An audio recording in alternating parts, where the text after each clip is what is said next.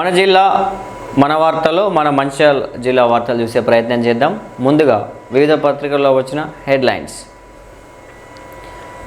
ఈనాడులో చూసుకున్నట్లయితే రసవత్తరం ఈనాడు క్రికెట్ సంబరం, నేడు సీనియర్ జూనియర్స్ ఫైనల్స్, జాతీయ ఇరుకు వంతెన, అంగట్లో సరుకుల పిల్లల దత్తత, సంతానం లేని దంపతులను ముంచుతున్న దళారులు, రైతుకు కష్టం సంస్థకు నష్టం, ఫోన్ చేయండి సేవలు పొందండి, ప్రజాహితం నగదు రహితం, నకిలీ నివాసం మీ సేవలో మోసం, ఆసనాలు వేసి పథకాలు పట్టేసి రహదారి అంధకారంగా మారి. ఈనాడులో మాత్రం ఈ హెడ్లైన్స్ అయితే రసవత్తరంగా వస్తూ ఉన్నాయి. అలాగే మనం సాక్షిలో చూద్దాం. పరిమిత అల్పాహారం, తక్షణ ఫిర్యాదు రక్షణ, ఆటలాడే దిల, ఇంటర్ ప్రయోగాల నిధులు, చలికి గజ గజ. అలాగే ఆంధ్రజ్యోతిలో చూసుకున్నట్లయితే సంక్రాంతి వస్తుంది, సంబరాలు తెస్తుంది, మందమర్రి మున్సిపాలిటీలో ఎన్నికలు జరిగిన. మందమర్రి మున్సిపాలిటీకి ఎన్నికలు జరిగిన. కేజీబీవీలకు మరిన్ని మౌలిక సదుపాయాలు, జిల్లా కలెక్టర్ కుమార్ దీపక్. బహిరంగ సభలను విజయవంతం చేయండి, విద్యార్థుల క్షేత్ర పర్యటనతో విషయ పరిజ్ఞానం, కార్పొరేషన్ ఎన్నికల్లో గెలుపు కోసం కృషి చేయాలి, బీజేపీ రాష్ట్ర ఉపాధ్యక్షుడు రఘునాథ్. ఇవి వివిధ పత్రికల్లో వచ్చినటువంటి వార్తలు, మన మంచిర్యాల జిల్లాకు సంబంధించినటువంటి వార్తలు. అందులో ముఖ్యంగా చూసుకుంటే మనం మందమర్రి చూసుకుందాం. ఇప్పుడు ఈరోజు మన హాట్ టాపిక్గా ఇది ఉన్నది. ఏది? మందమర్రి మున్సిపాలిటీకి ఎన్నికలు జరిగాయి. 30 ఏళ్ళుగా ఎన్నికలు జరగని మందమర్రి మున్సిపాలిటీకి. ఎందుకంటే అదంతా మనం చూద్దాం. ఏజెన్సీ చట్టం అమల్లో ఉండటమే కారణం, కేసీఆర్ సహా నెరవేరిన నేతల హామీలు, ఏజెన్సీ హక్కులు కోల్పోతున్నాయి గిరిజనులు. రాష్ట్ర వ్యాప్తంగా మున్సిపల్ ఎన్నికలు జరగనున్న నేపథ్యంలో జిల్లాలోని మందమర్రి మున్సిపాలిటీ అంశం తీవ్ర చర్చనీయాంశంగా మారింది. మందమర్రి మున్సిపాలిటీకి 30 ఏళ్ళుగా ఎన్నికలు జరగడం లేదు. మున్సిపాలిటీగా ఏర్పడిన నాటి నుంచి ప్రత్యేక అధికారుల పాలనలో ఉన్నందున అభివృద్ధికి నోచుకోక ఇక్కడ ప్రజలు నానా ఇబ్బందులు పడుతూ ఉన్నారు. తమ గోడు వినడానికి ప్రతినిధి లేకుండా పోయారని ఆవేదన చెందుతూ ఉన్నారు. తమను గెలిపిస్తే స్థానిక ఎన్నికలు నిర్వహించేందుకు కృషి చేస్తామని హామీలు ఇచ్చిన ముఖ్య నేతలు కూడా పట్టించుకోకపోవడంతో సమస్య ఎక్కడ వేసినా అక్కడ గొంగలి అన్నచందంగా తయారైంది. సింగరేణి బొగ్గు గనులతో పారిశ్రామికంగా అభివృద్ధి చెందింది. మొత్తం మీద పంచాయతీ నుంచి మున్సిపాలిటీ 1992 వరకు గ్రామ పంచాయతీ కొనసాగిన మందమర్రిని 93లో నోటిఫైడ్ ఏరియాగా గుర్తించి చైర్మన్ను నియమించారు. 95లో ఆగస్టులో గ్రేడ్ 2 మున్సిపాలిటీ హోదా కల్పిస్తూ జీవో జారీ అయింది. 1998 జూన్లో ఎన్నికల నిర్వహణకు ప్రభుత్వం నోటిఫికేషన్ జారీ చేసింది. అయితే చైర్మన్ పదవిని ఎస్సీలకు రిజర్వ్ చేయడం వివాదానికి దారితీసింది. ఏజెన్సీ ఏరియా పరిధిలో మందమర్రిలో 1/70 చట్టం అమల్లో ఉండడం ఇక్కడ ఎన్నికలు జరపడానికి వీలు లేదని, ఒకవేళ జరపాలనుకుంటే చైర్మన్ పదవిని ఎస్టీలకు కేటాయించాలని చెప్పేసి మొత్తం మీద అప్పుడు ఈ విధంగా జరిగింది. జరుగుతూ ఏమైందా ఉన్నది. ఇప్పటికి కూడా 30 సంవత్సరాలు అవుతుంది. ఇది మందమర్రి మున్సిపాలిటీగా ఆవిర్భవించి అక్షరాల 30 సంవత్సరాలు అయితే ఉంది. ఒక పక్క సింగరేణిలో దూసుకెళ్తూ ఉన్నది. మందమర్రి అంటేనే మందమర్రి అనగానే సింగరేణి ఏరియా అని అంటారు. ఏది మన మందమర్రి, కాసిపేట కానివ్వండి, ఆ వెనకాల చూసుకుంటా బీజను, రామకృష్ణపురం అంతా కూడా సింగరేణి ప్రాంతం. అయితే అక్కడ మున్సిపాలిటీ ఎన్నికలు ఎందుకు జరుగుతలేవు అంటే 1/70 యాక్ట్ ఉన్నది. 1/70 యాక్ట్ అక్కడ ఉండడం వల్ల అక్కడ మనకు ఏది ఈ మున్సిపాలిటీ ఎన్నికలు జరగట్లేదు. అయితే గతంలో అక్కడికి మనకు అప్పుడు మాజీ ముఖ్యమంత్రి కేసీఆర్ కానివ్వండి, లేదా ఇప్పుడు ప్రస్తుత ముఖ్యమంత్రి కానివ్వండి, లేదా అక్కడ ఉన్న ఆ కాన్స్టిట్యూట్కి సంబంధించిన ఎమ్మెల్యేలు అందరూ కానివ్వండి, వాళ్ళు ఇచ్చే మొదటి హామీ మందమర్రి పట్టణవాసులకు కానివ్వండి, చుట్టుపక్కల వాళ్ళకి కానివ్వండి ఇచ్చేది మొట్టమొదటి హామీ ఏంటంటే నన్ను గెలిపిస్తే నేను దీన్ని మున్సిపాలిటీ చేస్తాను. అదే మున్సిపాలిటీ అయింది, మున్సిపాలిటీకి ఎన్నికలు అయ్యేటట్టు చేస్తాను నేను అని చెప్పేసి హామీ ఇస్తాను. ఆ హామీని జస్ట్ అది నీళ్ళ మీద దెబ్బలెక్కనే ఉంటున్నాయి తప్ప ఆ హామీ ఇంతవరకు కూడా ఏ ఒక్క ప్రజాప్రతినిధి కూడా నెరవేర్చలేదు. ఆ పట్టణవాసులకు ఏమైంది వాళ్ళ సమస్యలు చెప్పుకుందామంటే ఎవరికి ఒక ప్రజాప్రతినిధి ఉంటే ఆయనకు నేరుగా చెప్పుకొని వాళ్ళ సమస్యలు తీరుతూ ఉంటాయి. ఒక ప్రత్యేక అధికారి ఉంటే ఆయన ఎన్ని జాగాలకు పోతారు. ఒక అధికారికి అండ్ ఆ పట్టణవాసికి ఆ అధికారికి మధ్య ఉండే బాండింగ్కు ఒక ప్రజాప్రతినిధికి ఒక అధికారికి ఉండే బాండింగ్ వేరే. ఎందుకంటే మేము గెలిపించుకున్నాం సార్, మాకు చేయాలి, మాకు ఆ చెత్త సాపు చేయాలి, ఏం చేస్తలేరు, కాలువలు తిత్తలేరు, చెత్త సాపు చేస్తలేరు, మా పరిస్థితి ఏంది, ఆ డంపింగ్ యార్డ్ గార్డు ఉన్నది, గిర వాసన వస్తుంది, మా నీళ్ళు కొట్టలేరు, దోమల మందు కొట్టలేరు, మా వార్డు మొత్తం మంచిగా లేదు, ఇట్లున్నది, మా వాడికి రోడ్లు లేవు, మా వాడికి అది లేదు, మా వాడికి ఇది లేదని చెప్పి డైరెక్ట్గా నేరుగా ప్రజాప్రతినిధిని అడుగుతారు. ఒక అధికారి దగ్గరికి పోయి అడగాలంటే ఆయనకి ఎన్నో పనులు ఉంటాయి. ఆయన స్పెషల్ ఆఫీసర్, ఆయన ఎప్పుడు వస్తాడో ఎప్పుడు పోతాడో తెలియదు. ఆయన దగ్గరికి పోయాలంటే ఆ చూస్తాం పో భయ మేము పంపిస్తాం పో అంటాడు. అది పంపించేది లేదు, అయ్యేది లేదు, పోయేది లేదు. అందుకే కదా అది ప్రజాప్రతినిధులు ఎందుకుంటారు అని అంటే ఇటు అధికారులతోటి ప్రజలకున్న సమస్యలు ఏవైతే ఉన్నాయో అవన్నిటిని అధికారులతో చెప్పి చేయించడానికి ప్రజాప్రతినిధి అక్కడ ఎన్నుకోబడతాడు. మరి ఎన్నుకోబడాలంటే అక్కడ ఏం చేయాలా? ఎలక్షన్లు జరగాలంటే అక్కడ ఏం కావాలా? 1/70 యాక్ట్ ఎత్తేయాలి. లేదు అంటే అక్కడ ఎస్టీ క్యాండిడేట్కి చెందిన వ్యక్తిని ఆయన ఏది మన చైర్మన్గా ఎన్నుకోవాల్సిన అవసరం ఉందని చెప్పేసి ఈ వార్త యొక్క ఉద్దేశం. మొత్తం మీద ఇప్పుడు మనం కూడా ఒకటే ముచ్చట మాట్లాడుతూ ఉన్నాం. ఈసారి అన్న మందమర్రి పురపాలక సంఘం ఏదైతే ఉందో దీనికి ఎన్నికలు జరగాలి. ఆ మందమర్రి పట్టణ వాసులు ఎవరైతే ఉన్నారో వాళ్ళ కష్టాలు తీరాలంటే మందమర్రి మున్సిపాలిటీకి ఎన్నికలు జరగాల్సిందే. మరి ఏదైనా ఆ పట్టణ వాసుల కోరిక మేరకైనా ప్రభుత్వం తక్షణమే స్పందించి ఆ మందమర్రి పట్టణ వాసులకు న్యాయం చేకూరాలని చూడాలని చెప్పేసి మనం కూడా కోరుకుందాం. నేడు గూడెంగుట్టలో అర్చక ఉద్యోగుల సమీక్షా సమావేశం నిర్వహిస్తున్నట్లు మనకి ఇక్కడ వార్తాకథనం రావడం జరిగింది. అలరించిన ముగ్గుల పోటీలు బహుమతులు అందజేస్తున్న డీసీసీ మాజీ అధ్యక్షురాలు సురేఖ. మంచిర్యాల కార్పొరేషన్ 34వ డివిజన్లో సంక్రాంతి సందర్భంగా ముగ్గుల పోటీలు అలరించాయి. ఈ కార్యక్రమానికి ముఖ్య అతిథిగా మాజీ డీసీసీ అధ్యక్షురాలు కొక్కిరాల సురేఖ హాజరై విజేతలకు బహుమతులు అందజేశారు. సంక్రాంతి సందర్భంగా మాజీ కౌన్సిలర్ పూదారి సునీత ప్రభాకర్ ఆధ్వర్యంలో ముగ్గుల పోటీలు నిర్వహించినట్లు మనకి ఇక్కడ వార్త రావడం జరిగింది. మొత్తం మీద నాయకులు బ్లాక్ కాంగ్రెస్ అధ్యక్షులు పూదారి తిరుపతి, జిల్లా మహిళా అధ్యక్షులు పెంట రజిత, నాయకులు గజ్జల హేమలత, మామిశెట్టి వసుంధర మహిళలు పాల్గొని ఆ యొక్క ముగ్గుల పోటీని విజయవంతం చేసినట్టు మనకి ఇక్కడ కనిపిస్తూ ఉంది. విజేతలకు కూడా మాజీ డీసీసీ అధ్యక్షురాలు సురేఖ మనకి ఇక్కడ బహుమతి అందజేసినట్టు ఇక్కడ మనకు కనిపిస్తూ ఉంది. కేజీబీవీకి మౌలిక సదుపాయాలు కలెక్టర్ కుమార్ దీపక్.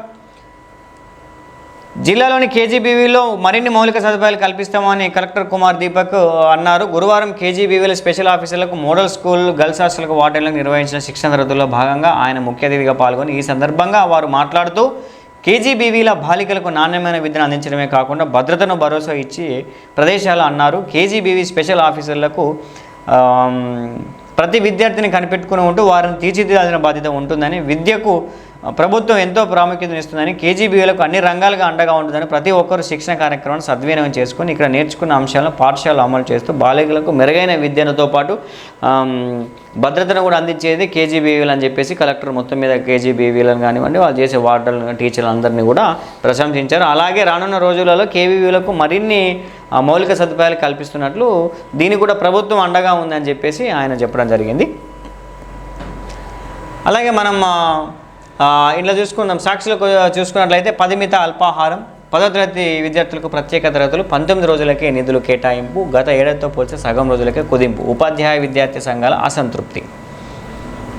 జిల్లాల వారీగా నిధుల మంజూరు. ఆదిలాబాద్లో 100 పాఠశాలలు ఉంటే 3,324 మంది ఉంటే 9,47,340. మంచిర్యాల 97 పాఠశాలలు ఉంటే 2,885 విద్యార్థులకు 8,16,525 రూపాయలు. ఈ విధంగా చూసుకుంటూ ఉంటే ఇట్లా ఉన్నది. దీనికి సంబంధించిన పీడీఎస్యు రాష్ట్ర అధ్యక్షుడు శ్రీకాంత్ ఏమంటా ఉన్నాడు అంటే ప్రభుత్వ పాఠశాలలో పేద విద్యార్థులు ఎక్కువగా చదువుకుంటున్నారు. ఇళ్లలో పరిస్థితులు ఇతరత్ర కారణాల ఉదయం అల్పాహారం తీసుకోకుండా ప్రత్యేక తరగతులు హాజరవుతూ ఉంటారు. ఉదయం 7 గంటలకు బయలుదేరాల్సి ఉంటుంది. సాయంత్రం ఇళ్లకు చేరే వరకు 7 గంటలు అవుతూ ఉంది. ప్రత్యేక తరగతులు నిర్వహిస్తున్న రోజులు 2 పూట అల్పాహారం అందించాలని అధికారులు చొరవ తీసుకొని నిధులు కేటాయించాలని చెప్పేసి వ్యక్తి కోరుతూ ఉంటాడు. మొత్తం మీద ఎందుకంటే పిల్లలు పొద్దుగాలనే వేస్తారు. ఈ చలికి పొద్దుగాలు లేచి వంట చేయాలి, ఆ పనులు ఈ పనులు చేయాలని వాళ్ళ ఇంట కూడా ఇబ్బందే. కాబట్టి ఖచ్చితంగా ప్రభుత్వం ప్రతి విద్యార్థికి కూడా ఈ 10 మిత కాకుండా 10 మిత అదే పరిమిత ప్లేస్లో 10 మిత 10th క్లాస్ చదివే పిల్లలకు పరిమితంగా అల్పాహారం కాకుండా వాళ్ళు ఎంత తింటే అంత అల్పాహారం కల్పించే వెసులుబాటు అటు ప్రభుత్వం కానివ్వండి మన జిల్లా కలెక్టర్ కానీ చొరవ తీసుకొని వాళ్ళకి అల్పాహారం అందే విధంగా చర్యలు తీసుకోవాలని చెప్పేసి మనం కూడా కోరుతా ఉన్నాం. అలాగే మనం ఈ నెలలో చూసుకున్నట్లయితే ఈ చూడు రైతుకు కష్టం సంస్థకు నష్టం. ట్రాన్స్ఫార్మర్ లోపల ఉన్న అదేది కాపర్ వైర్ కోసం దొంగలు చేసే వివాదం. ఎందుకు అంటే జనరల్గా అందరికీ భయం ఏది కరెంటు ముట్టుకుంటే షాక్ కొడుతుందని. మరి వీళ్ళకి ఎందుకు షాక్ కొడుతుందో అర్థమవుతలేదు. ఈ కరెంటు ట్రాన్స్ఫార్మర్లో ఉండే వైర్ దొంగలకు ఎందుకు షాక్ కొడుతుందో అర్థమవుతలేదు. ఏడు చూడు వారానికి ఒక ట్రాన్స్ఫార్మర్ పోయినట్టే కథ వస్తుంది. ఈ మధ్యలో మా ముల్కలలో కూడా ఒక ట్రాన్స్ఫార్మర్ పోయింది. ఏది మంచిర్యాల జిల్లా మంచిర్యాల మున్సిపాలిటీ పరిధిలో గల ముల్కల్ల రెవెన్యూ గ్రామంలో హాజీపూర్ మండల పరిధిలోని రెవెన్యూ గ్రామీణ ముల్కలలో కూడా ఆ ర్యాలీవాక్ కింద ఒక ట్రాన్స్ఫార్మర్ పోయింది. ట్రాన్స్ఫార్మర్ ఒకటి కాదు, ట్రాన్స్ఫార్మర్ కింద పడగొట్టి దానిలో ఉన్న ఆయిల్ కింద వారబోసి ఆ వైర్ కాపర్ వైర్ పట్టుకొని దొంగలు ఇక చెన్నూరు మండలం పొక్కూరు ఉప విద్యుత్ కేంద్ర ఆవరణలో ఉన్న 25 kV 25 kV సామర్థ్యం కలిగిన 2 విద్యుత్ నియంత్రికలను జనవరం 5న రాత్రి గుర్తు తెలియని దుండగులు ధ్వంసం చేసి వాటిలో ఉన్న రాగి తీగను అపహరించుకొని వెళ్ళారు. 15 రోజుల కిందట కొమ్మెరు ఉప కేంద్రంలో 2 అంగరాజపల్లి గ్రామ సమీపంలో ఒక నియంత్రికను సైతం దుండగులు ధ్వంసం చేసినారు. 4-5 వేలకు కక్కుర్తుపడి గుర్తు తెలియని దుండగులు లక్షల విలువ చేసే విద్యుత్ నియంత్రికలను ధ్వంసం చేస్తూ ఉన్నారు. నియంత్రికల్లో ఉండే రాగి తీగ కోసం వాటిని ధ్వంసం చేసి విద్యుత్ సంస్థకు నష్టాన్ని, రైతన్నులకు కష్టాన్ని మిగులుస్తూ ఉన్నారు. జిల్లాలో యాసంగి వరుసకు ప్రారంభమై కొద్ది రోజులకే విద్యుత్ నియంత్రికలు ధ్వంసం అవడంతో రైతులు తీవ్ర ఆందోళన వ్యక్తం చేస్తూ ఉన్నారు. పక్షం రోజుల వ్యవధిలో చెన్నూరు మండలంలో 5 నియంత్రికలను దుండగులు ధ్వంసం చేశారు. తీగను చోరీ చేశారు. విద్యుత్ మోటార్లపై ఆధారపడి వరుస యాసంగిలో విద్యుత్ మోటార్ల మీద కానరాని సీసీ కెమెరాలు. విద్యుత్ ఉపకేంద్రాల్లో నిల్వ ఉంచిన నియంత్రికలు సైతం దుండగులను ధ్వంసం చేస్తా ఉన్నారు. ఇదిలాగా ఉండగా ఉపకేంద్రాల పరిధిలో ఎక్కడా సీసీ కెమెరాలు ఏర్పాటు చేయలేదని అవసరమైతే రాత్రి వేళ సిబ్బందిని నియమించాలి, సమాచారం అందించాలి. ఏడాదిలో చోరీ అయిన విద్యుత్ నియంత్రికల వివరాలు. చెన్నూరులో 5 విద్యుత్ నియంత్రికలు, 600 మీటర్ల కండక్టర్ తీగ, మందమరిలో 100 kVA DTR, మంచిర్యాల పట్టణంలో 100 kVA DTR, మొత్తం విలువ 11.71 లక్ష విలువ చేసేటువంటి ఏది కరెంటు సామాగ్రి అనేటువంటి అదేది మన నియంత్రికలకు సంబంధించిన వైర్లు కానివ్వండి, లేదా మీటర్ల కండక్టర్ తీగలు కానివ్వండి, ఇవన్నీ కూడా చలో చెంగో బిల్ల పట్టుకొని పేరు. మరి ఆ పట్టుకపోయిన దొంగకి ఏమైనా లక్షలు వస్తాయంటే రావు, వేలే. మరి ఇక్కడ నష్టం ఎవరో జరుగుతుంది? అటు విద్యుత్ శాఖకు నష్టం జరుగుతుంది, ఆ విద్యుత్ శాఖను నమ్ముకొని ఉన్న రైతన్నకు కూడా నష్టం జరుగుతూ ఉంది. కాబట్టి ఇట్లాంటి ఒక్కడు దొరికితే వాళ్ళ తీగ మొత్తం దొరుకుతుంది. అట్లాంటి వాడు తొందరగా దొరకాలి. రైతన్నలు మీరు కూడా జరవా ఆ మీటర్లకి మీరు కూడా వెళ్ళి ఆ ట్రాన్స్ఫార్మర్ చూడుర్రి, ఇవాళ ఉన్న ట్రాన్స్ఫార్మర్ రేపు ఉంటుందా లేదా. మరి ఆ చుట్టుపక్కల వాళ్ళు నిఘా చేస్తారు. ఒకరోజు 2 రోజులు వాడు తిరిగిన తర్వాతనే పట్టుకొని పోతాడు. అది మనందరికీ తెలిసిందే. అట్లా కూడా మీకు అనుమానిత వాళ్ళకి అనుభవిస్తే మీరు ఎంబడే ఆ పోలీసు వాళ్ళకి ఫోన్ చేస్తే, లేదా కరెంటు వాళ్ళకి ఫోన్ చేసినా వాళ్ళు వచ్చైనా లేదా పోలీసు వాళ్ళు వచ్చైనా వాళ్ళని పట్టుకొని పోతారు. మొత్తం మీద ఈ నియంత్రికల దొంగలకు అంటే విద్యుత్ నియంత్రికల దొంగలకు చెక్ పడాలి. ఇది ఎందుకు ఏసంగి పంటలా కరెంట్ ఉంటేనే మోటార్లు నడితేనే పంట పండుతుంది.